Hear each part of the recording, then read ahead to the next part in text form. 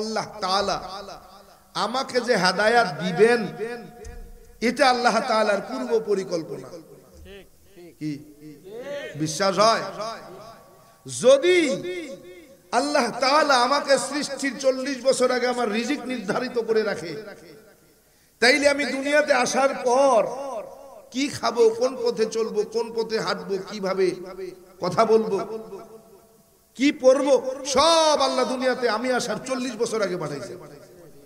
কি ঠিক না? 40 বছর আগে পাঠাইছেন। আল্লাহ বলতেছেন, গোলাম দুনিয়াতে যাবি, 18 বছর 6 মাস পর্যন্ত তুই হিন্দু হিসেবে খাবি। কি হিসেবে? হিন্দু অবস্থায় তুই আমার রিজিক ভোগ করবি। যেদিন তোর 18 বছর 6 মাস পূরণ হয়ে যাবে, ওই দিন থেকে আর তুই হিন্দুর রিজিক আর পাবি না। হিন্দু অবস্থায় তোরা রিজিক দেব না, তখন থেকে তুই মুসলমান হিসেবে আমার রিজিক ভোগ করবি। এটা আল্লাহর পূর্ব পরিকল্পনা না? যদি তা না হতো, আমি তো আসছি হিন্দুর ঘরে, হিন্দু অবস্থায়, তাহলে আমার রিজিকটাও আজকের হিন্দু অবস্থায় থাকার কথা ছিল।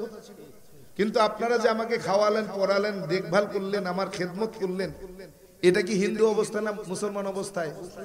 তার মানে আল্লাহ তাআলা আমাকে মুসলমান বানাবেন, এটা আল্লাহর পূর্ব পরিকল্পনা। কথা বলেন?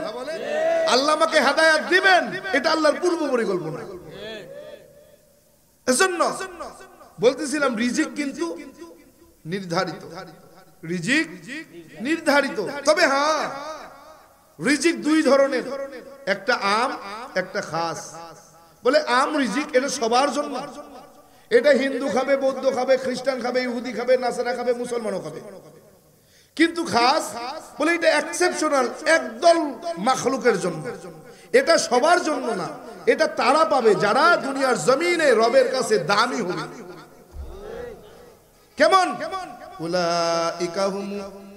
উলাইকা হুমুল মুমিনুনা হাক্কা লাহুম দারাজাতুন ইনদা রাব্বিহিম ওয়া মাগফিরাতুন ওয়া রিজকুন কারীম। সুবহানাল্লাহ কইবেন।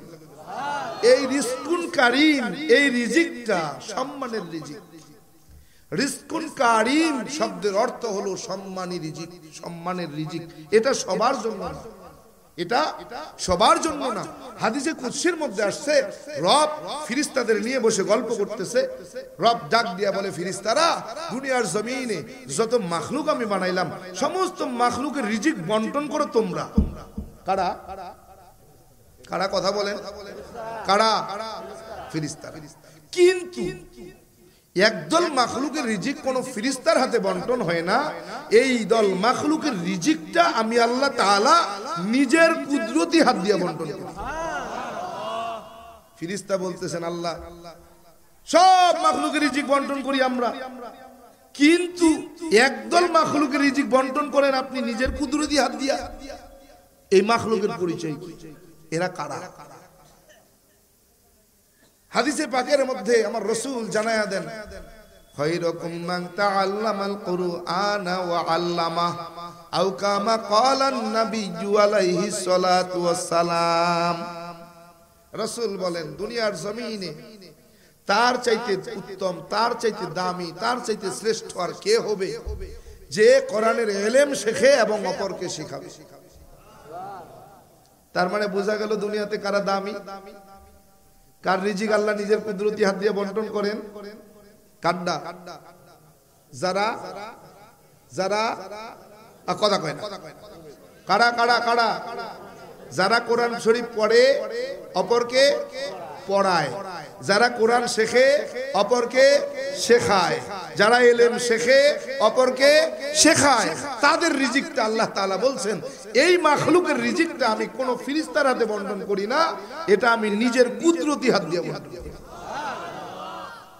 চিন্তা করছে?